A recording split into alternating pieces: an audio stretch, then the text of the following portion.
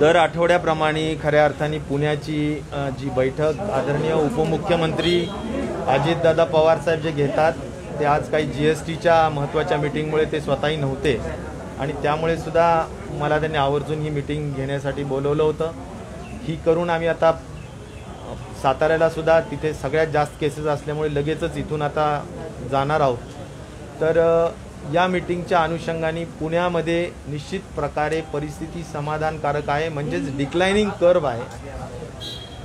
जरूर केसेस मोठ्या पद्धतीनं कमी होत आहेत.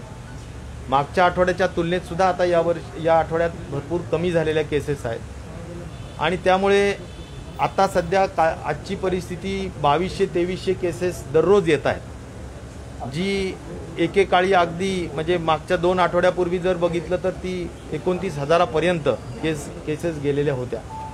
त्यामुळं एक नक्की आहे की डिक्लाइन आहे, परंतु अजूनही स्टेट ॲव्हरेजच्या पॉझिटिव्हिटी कमी नाही आहे. आजच्या स्थितीमध्ये जे काही 9.11 ही पॉझिटिव्हिटी साधारणपणे रेट आहे 11.9 आणि त्याचबरोबर साधारणपणे CFR इथला 1.6 आहे. हे जरी स्टॅटिस्टिकल डेटा झाला तरी महत्त्वाचे जे निर्णय आज आपण घेण्यात आलेले आहेत, ज्याचे मिनिट्स ऑफ द मीटिंग झालेले आहेत, त्यामध्ये सगळ्यात पहिलं आपल्याला ओव्हरऑल महाराष्ट्रामध्येच, नुसतं पुण्यामध्येच नाही तर ओव्हरऑल महाराष्ट्रामध्ये आपल्याला ट्रॅकिंग आणि ट्रेसिंग हे सायंटिफिक पद्धतीनंच केलं पाहिजे असं ऑल कमिशनर्स, कलेक्टर्स आणि आरोग्य विभागाच्या सर्व अधिकाऱ्यांना सूचित करण्यात आलेलं आहे. जे ट्रॅकिंग ट्रेसिंग केलं जातं ते 1:15, 1:20 रेशोमध्ये झालंच पाहिजे. आणि कुठेतरी जाऊन आपण जनरली एखाद्या चौकात उभा राहून लोकांच्या टेस्टिंग्स करणं आणि त्याच्यामुळे कुठेतरी पॉझिटिव्हिटी रेट कमी आणणं हे चुकीचं काम आपल्याला अजिबात करता कामा नये. त्यामुळं ट्रॅकिंग ट्रेसिंग सायंटिफिक पद्धतीनं करा, हा पहिला महत्त्वाचा निर्णय. तो हाय रिस्क आणि लो रिस्कमध्येच टेस्टिंग झाली पाहिजे, हा दुसरा महत्त्वाचा निर्णय. टेस्टिंगची संख्या अजिबात कमी होता कामा नये. जी टेस्टिंग आज पुण्यामध्ये नंबर 1ला टेस्टिंगमध्ये आहे तशी टेस्टिंग ही पुण्यामधली राहिलाच पाहिजे. नंबर 4, आज पुण्यामध्ये 80% पर्यंत होम आयसोलेशनच्या केसेस होत्या, त्या आता 56% पर्यंत आल्यात. मागे आम्ही डिसिजन्स घेतल्यामुळे ते आता आम्ही टार्गेट दिलं की ते 25-30% आल्या पाहिजेत खाली, म्हणजेच होम आयसोलेशन हे कमी झालं पाहिजे आणि संस्थात्मक विलगीकरण जास्त झालं पाहिजे. इन्स्टिट्यूशनल क्वारंटाईन किंवा इन्स्टिट्यूशनल आयसोलेशन हे जास्त झालं पाहिजे. CCC मध्ये अधिक जास्त भरती ही झाली पाहिजे. ग्रामीण भागामध्ये खास करून ती झाली पाहिजे आणि ग्रामीण भागासाठी जो तालुका हेल्थ ऑफिसर असतो किंवा त्याच्या अंडर काम करत असणारा, सब सेंटरवर काम करत असणारा आपला कम्युनिटी हेल्थ ऑफिसर असतो, त्याने कुठल्याही परिस्थितीत त्याच्या अखत्यारीत असलेले, त्याच्या ज्युरिडिक्शनमध्ये असलेल्या 4 गावांमध्ये त्यांनी आपले पेशंट्स, कारण ॲम्ब्युलन्सेस आहेत मोठ्या संख्येने, इथे पण आहे, PSCला प्रत्येकाला आहे, RBSKच्या म्हणजे राष्ट्रीय बाल स्वास्थ्य कार्यक्रम यांच्या जीप्स, गाड्या ह्या मोठ्या पद्धतीनं उपलब्ध आहेत, त्याचा सुद्धा वापर केला पाहिजे आणि पेशंट्सला ग्रामीण भागातून घेऊन तालुक्याच्या CCC केंद्रावर आणलं पाहिजे. आणि ज्या ठिकाणी CCC केंद्र तालुक्यात ओव्हरफ्लड झाले असतील तर त्या ठिकाणी मोठ्या गावांमध्ये CCCचे नवीन केंद्र उघडले पाहिजेत आणि त्या ठिकाणी सगळी व्यवस्था आशा वर्कर्स आणि अन्य लोकांच्या माध्यमातून त्या ठिकाणी करून हे आणलं पाहिजे. 2 गोष्टी साध्य होतील. एक, तो स्वतः व्यक्ती त्याची सुरक्षितता आणि त्याचं आरोग्य धोक्यात जाणार नाही, कारण त्याला एका सिस्टममध्ये ट्रीटमेंट केलं जाईल, कारण त्याच्यामध्ये त्याला त्याची SpO2% दररोज दिवसातून चेक केली जाईल, त्याचे इन्व्हेस्टिगेशन्स केले जातील ब्लडचे, त्याचा कुठल्याही परिस्थितीत त्याला मेडिसिन्स जे काही माइल्ड एसिम्प्टमॅटिक जरी असला तरी त्यांना पूर्ण जे काही लागणाऱ्या मेडिसिन्स आहेत त्या दिल्या जातील आणि स्प्रेड कमी होईल. यासाठी होम आयसोलेशन नको, कुठल्याही परिस्थितीत इन्स्टिट्यूशनल क्वारंटाईन करावं अशा पद्धतीचा आग्रही भूमिका सर्व लोकप्रतिनिधींनी पण घेतली आणि तशा सूचना आम्ही दिलेल्या आहेत। त्यानंतर पुढे आल्यानंतर आपण ट्रीटमेंटचा जो भाग होतो त्यामध्ये माननीय अजितदादांनी सुद्धा मागच्या मीटिंगला सूचित केलं होतं की आपण ऑडिटर्सच्या माध्यमातून चेकिंग वाढवा, परंतु आज आम्ही त्यात आणखीन जास्त बदल केलेला आहे, स्ट्रिक्टनेस वाढवलेलं आहे। आतापर्यंत प्रशासन 1.5 लाखापर्यंतच्या वरचे बिल्सच फक्त चेक करत होतं, आता 1.5 लाख आणि तसं काही नाही, प्रत्येक बिल हे चेक केलं पाहिजे। आणि बरेच हॉस्पिटल्स हे एकंदर जर बिल असेल 5 लाख 6 लाखाचं तर 1.5 लाखाचे वेगवेगळे त्याचे तुकडे पाडण्याचं काम करतात। म्हणजे फार्मसीचं बिल वेगळं काढतात, डॉक्टर्स व्हिजिटचं बिल वेगळं काढतात, टेस्टिंगचं बिल वेगळं काढतात आणि ऑपरेटिव्ह काही असेल तर त्याचं बिल वेगळं काढतात। असं करून चालणार नाही, एकत्र बिल जे असतं ते पण बघितलं पाहिजे आणि प्रत्येक बिलच ऑडिटरनी चेक करावं। त्यामुळं प्रत्येक हॉस्पिटलसाठी डेडिकेटेड ऑडिटर दिलाच पाहिजे, हे आता आम्ही फार त्यांना कडक सूचना सर्वांना दिलेल्या आहेत। त्याची यादी डिस्प्ले करा हेही त्या ठिकाणी सांगण्यात आलेलं आहे। परंतु पुण्याच्या प्रशासनाने उत्तम काम केले असं मी सर्टिफिकेट जरूर यासाठी देईल की जवळजवळ 9 कोटी रुपयापर्यंतचं जे भरलेलं बिल आहे ते वसूल करण्याचं काम पुण्याच्या प्रशासनाने केलेलं आहे। त्यामुळं एक मेसेज जरूर त्यांनी दिलेला आहे की आम्ही वसुल्या करूच, हाही मेसेज त्या ठिकाणी महत्त्वाचा आहे। पण तरीसुद्धा जरा डिस्प्यूटमध्ये जाण्यापेक्षा जरा प्रिव्हेंटिव्हच गोष्ट अधिक केली, म्हणजे ऑडिटरनी जर प्रत्येक बिल चेक केलं आणि साईन केलं तर पुढे त्याच्या डिस्प्यूट्स होण्याच्या शक्यता कमी निर्माण होत असतात। त्यानंतर पुढे आल्यानंतर म्युकरमायकॉसिसच्या संदर्भात मी एक महत्त्वाचं सांगेल की इथले जेवढे काही महत्त्वाचे हॉस्पिटल्स आहेत, मग रुबी असेल किंवा जहांगीर असेल किंवा ज्या महत्त्वाचे मोठे हॉस्पिटल्स आहेत की ज्या ठिकाणी म्युकरमायकॉसिसच्या पेशंटची ट्रीटमेंट केली जात आहे, परंतु ते आज महात्मा ज्योतिराव फुले जन आरोग्य योजनेच्या कक्षेमध्ये नाहीत, एम्पॅनल्ड नाहीत।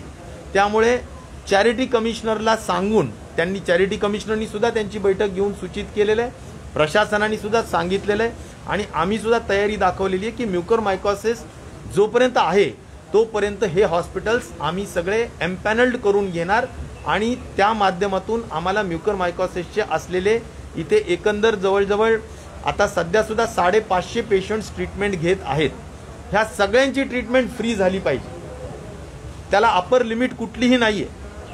आणि म्हणून मी सांगतो की 1.5 लाखाचा जरी त्याच्यामध्ये कव्हर असला तरी 1.5 लाखाच्या वरचे पैसे हे गव्हर्नमेंट स्वतःच्या तिजोरीतून भरण्याची तयारी दाखवलेली आहे, तसा GR हा स्पष्टपणे काढलेला आहे। त्यामुळे मेडिसिन्स फ्री दिलं जाणार, ट्रीटमेंट फ्री केली जाणार आणि त्यासाठी जे काही मोठे हॉस्पिटल्स आज ट्रीटमेंट करत आहेत त्यांना आम्ही यामध्ये घेण्याच्या दृष्टिकोनातून प्रशासनाला सूचित केलेलं आहे।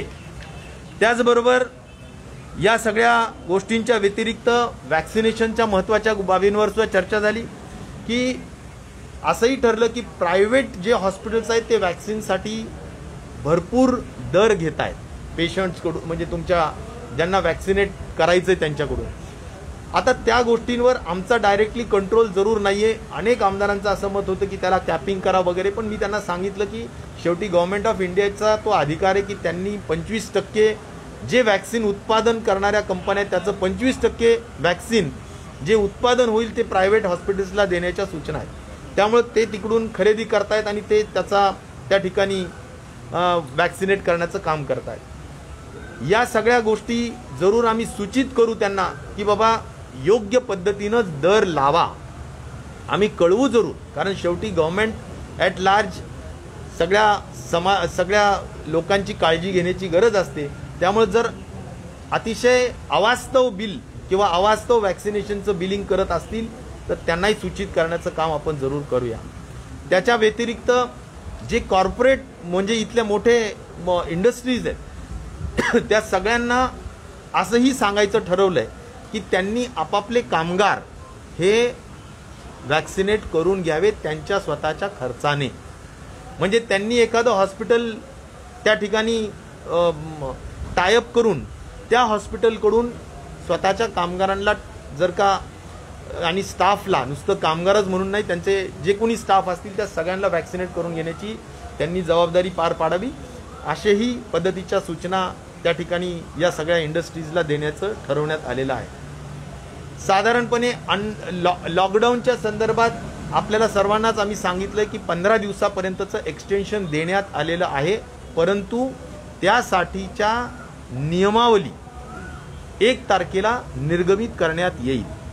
ज्या ठिकाणी अधिक जास्तीचे पेशंट्स असतील, जिथे पॉझिटिव्हिटी रेट जास्त आहे, ज्या ठिकाणी बेड उपलब्धतेचा चॅलेंजेस आहेत, अडचणी आहेत, त्या ठिकाणी निश्चित प्रकारे लॉकडाऊन जास्त शिथिल केला जाणार नाही. परंतु ज्या ठिकाणी तशी परिस्थिती नाही आहे त्या ठिकाणी एक गाईडलाईन 1 तारखेला काढण्यात येईल. त्या अनुषंगाने सुद्धा इथले महापौर आणि अन्य लोकांनी सुद्धा काही सूचना केलेल्या आहेत. त्याचा विचार आम्ही निश्चित प्रकारे त्या ठिकाणी करूया.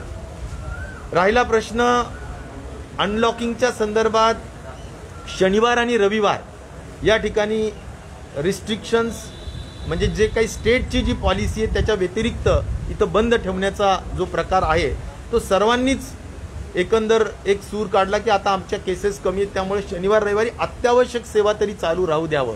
तर त्या सेवा चालू ठेवाव्यात असं सर्व लोकप्रतिनिधी आणि प्रशासनाची सुद्धा इच्छा होती. माननीय ज्येष्ठ मंत्री आमचे गृहमंत्री दिलीप वळसे पाटीलांनी सुद्धा आग्रह केला. त्या सगळ्यांच्या माध्यमातून आपण हाही निर्णय घेण्यात आलेला आहे की आपण शनिवार रविवारी रेस्ट्रिक्शन्स अत्यावश्यक सेवेवरचे काढून टाकूया. त्याचबरोबर या सगळ्या संदर्भाने आपल्याला थर्ड वेव्हच्या संदर्भाने पुणे जिल्ह्यामध्ये खूप चांगली तयारी करण्यात येत आहे.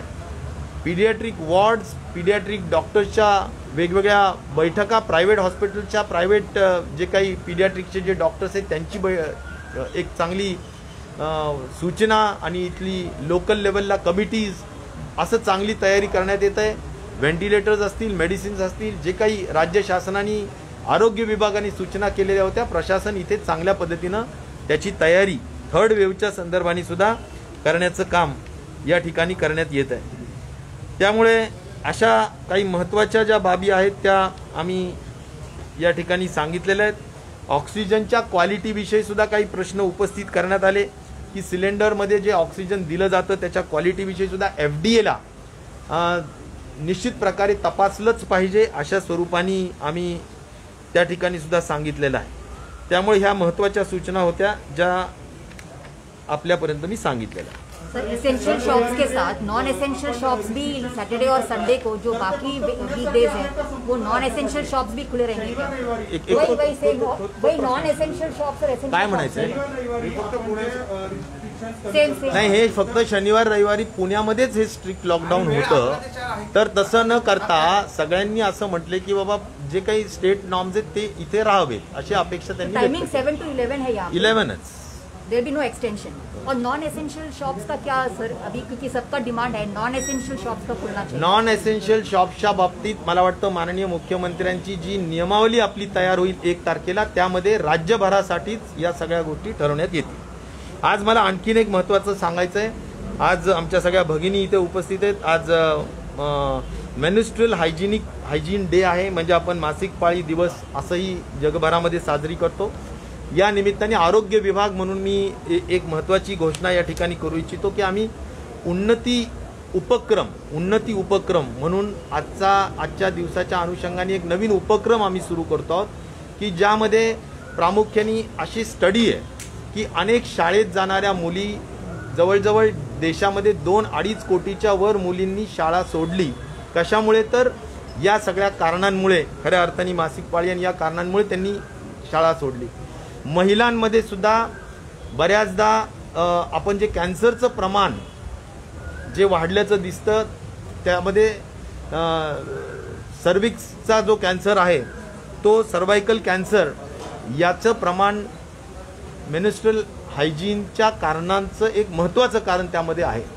आणि त्यामुळे या सगळ्या कारणमीमाचा लक्षात घेऊन आम्ही हा दिवसाच्या निमित्ताने जेवढे काही CSR ॲक्टिव्हिटीज होणार आहेत त्या सगळ्या CSR ॲक्टिव्हिटीज करणाऱ्या सगळ्या दानदात्यांना सुद्धा ही विनंती करू की आपण सॅनिटरी नॅपकिन पॅड्स जे आहेत ते या माध्यमातून सुद्धा वाटप करावेत. काही मोठ्या कॉर्पोरेट्सनी जिल्हे दत्तक घ्यावेत आणि या माध्यमातून सुद्धा काम करावं. याचा स्वतंत्र डिटेलिंग जी आहे ती 1-2 दिवसामध्ये उन्नती उपक्रमाचे आम्ही निश्चित प्रकारे त्याची डिटेलिंग निर्गमित करणार आहोत.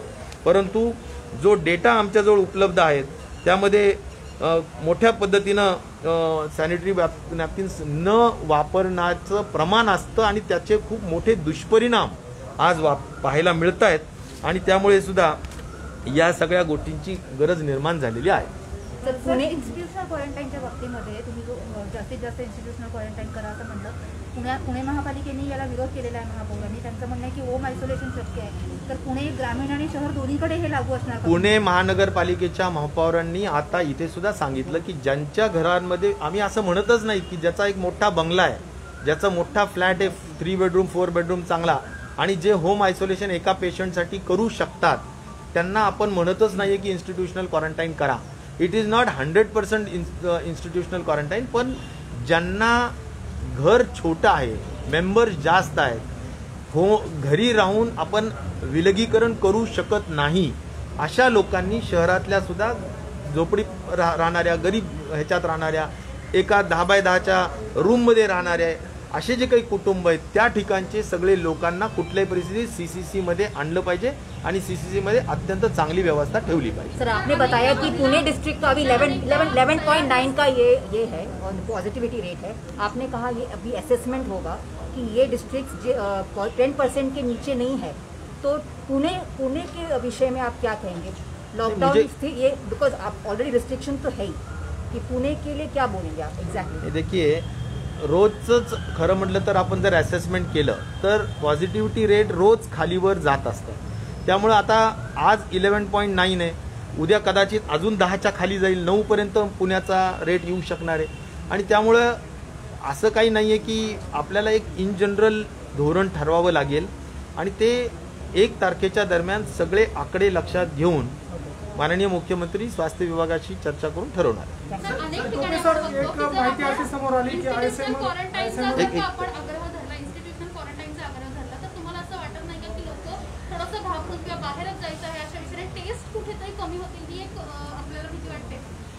नाही, आता टेस्टिंग मी तर म्हटलं ना की कॉन्टॅक्ट ट्रेसिंग आणि टेस्टिंग हा एकाच नाण्याचे 2 बाजू आहेत. म्हणजे कॉन्टॅक्ट ट्रेसिंग सुद्धा सिरियसली सायंटिफिकली झालं पाहिजे आणि ज्यांचं कॉन्टॅक्ट ट्रेसिंग झाले त्या सगळ्यांना कंपल्सरी टेस्टिंग केलंच पाहिजे. त्यामुळे आरोग्य विभागाने यावर अधिक लक्ष द्यावं अशा सूचना दिलेल्या आहेत. परंतु स्वतःहून जे टेस्टिंग करण्याचं जे प्रमाण तुम्हाला वाटतं कमी होईल, तसं कमी होण्याचं कारण नाही.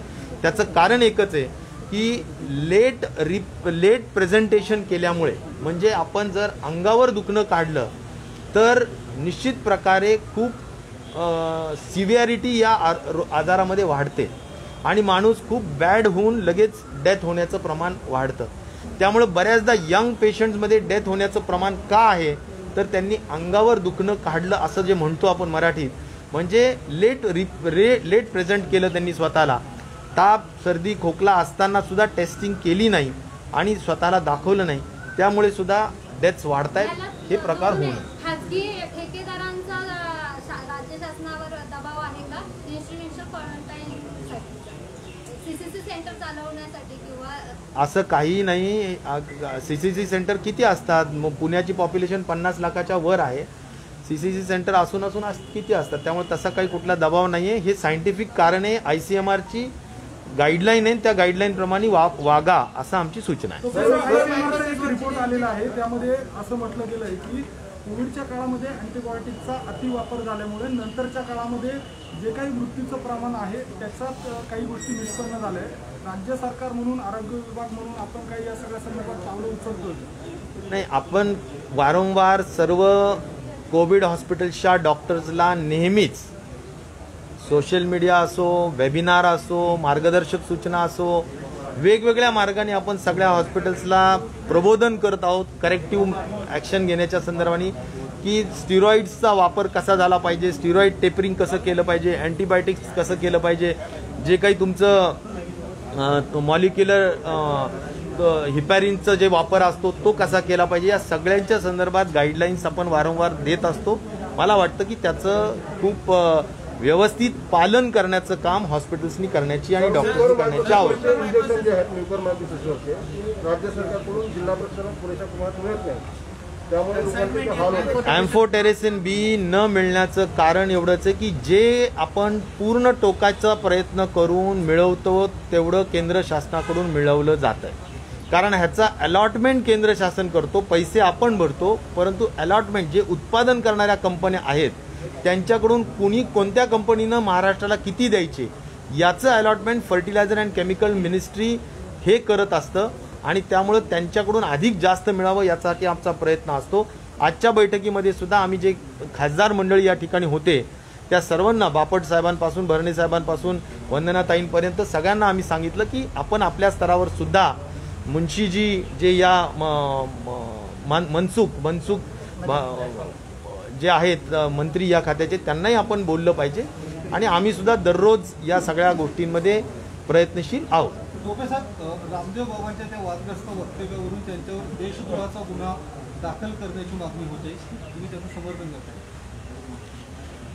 मला वाटतं मागणी होतीये, ठीक आहे, कदाचित त्यांनी त्यांच्या आयुर्वेदाच्या याच्यातून बोललेले असावेत असं मला वाटतं, परंतु मला एवढंच सांगायचं की त्यांनी ते केलेलं असेल ती त्यांचं मत होतं, ठीक आहे. ज्याला गांभीर्याने ज्यांना ट्रीटमेंट घ्यायची असेल त्यांनी त्याकडं किती लक्ष द्यायचं ते बघायला पाहिजे. ज्याला मला असं वाटतं की इन जनरल मेडिसिन फ्रेटर्निटी सगळं ॲलोपॅथी वापरतं आणि सगळा जो काही ICMR आणि या सगळ्यांचं जे काही मार्गदर्शन असतं ते सगळं ॲलोपॅथीच्याच माध्यमातून असतं. त्यामुळं देशभरामध्ये आणि जगभरामध्ये याच माध्यमातून खरं काम चालू आहे, परंतु वेगवेगळ्या लोकांचे वेगवेगळ्या श्रद्धा असतात, तर त्या पद्धतीनं त्यांच्या पद्धतीनं वागल्याने कुठे काही चूक होईल असं वाटत नाही, परंतु लगेचच अशा गोष्टींमध्ये जाण्यापेक्षा मला वाटतं की जो देशाच्या ICMRने आणि साइंटिफिकली जे काही प्रोटोकॉल्स दिलेले त्याच्या पद्धतीनं आपण काम करू. वैक्सीनेशन के लिए वैक्सीन जो आना चाहिए और ग्लोबल टेंडर का है, आपने कल भी कहा कि उसका कुछ ये नहीं दिया, उन्होंने शेड्यूल नहीं दिया है, तो बेसिकली उसका क्या है? वॅक्सिनेशनच्या संदर्भात आपण ग्लोबल टेंडर काढलेलं आहे आणि वॅक्सिनेशनच्या संदर्भात जवळजवळ म्हणजे मला जे असं समजतं, मी आजही या ठिकाणी पुन्हा एकदा सांगेल की वॅक्सिनेशन इम्पोर्ट वॅक्सिनच्या संदर्भात जोपर्यंत गव्हर्नमेंट ऑफ इंडिया इंटरव्हीन करत नाही आणि एखादी national policy for vaccine import करत नाही तोपर्यंत खऱ्या अर्थाने राज्यांना जे वॅक्सिन पाहिजे ते इम्पोर्ट वॅक्सिन मिळण्याला अडथळा निर्माण होतोय. कारण आपण ग्लोबल वॅक्सिनचं टेंडर काढलं, आज स्पुटनिक असेल, जॉन्सन असेल, फायझर असेल किंवा तुमचं ॲस्ट्रेलिका असेल, झेनिक ॲस्ट्रेलिका असेल, या सगळ्यांनी भरलेत. काहींनी कोट केलेत, काहींनी कोट नाही केलं, काहींनी शेड्यूल दिले, काहींनी नाही दिले. तर अशा स्वरूपाने अनेक त्रुटी अशा असलेलं हे टेंडर भरलेले आहेत आणि फायझरनी वगैरे तर असंही स्पष्ट सांगितलं आहे अनेक राज्यांना की आम्ही देशालाच वॅक्सिन देऊ, इथे देणार नाही. त्यामुळे आमचं म्हणणं आहे की हा कन्फ्युजन थांबवण्यासाठी केंद्राने हस्तक्षेप केलं पाहिजे आणि यामध्ये लक्ष दिलं पाहिजे.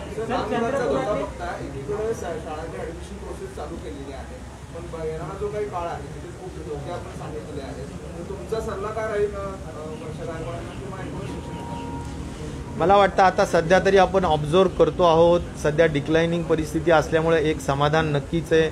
आपण मुलांनाही अधिक जास्त सुरक्षित ठेवूया हाही एक महत्त्वाचा विषय नक्कीच आहे. परंतु मला एवढं नक्की समजतं की साधारण जे म्हटलं जातं, आता काही थिअरीज अशा पण आहेत की थर्ड वेव्ह येणार पण नाही असंही म्हणतात, पण आपण ज्या अर्थी केंद्र सरकारने असं म्हटलं आहे की थर्ड वेव्हची शक्यता नक्की आहे, त्यामध्ये लहान मुलांना जास्त प्रभावित करण्याची शक्यता नक्की आहे, त्या अँगलनी आपण आपली तयारी करायची आहे. आपण वर्स्टची तयारी करूया एवढंच मला वाटतं या बाबतीत बोलणं उचित राहील.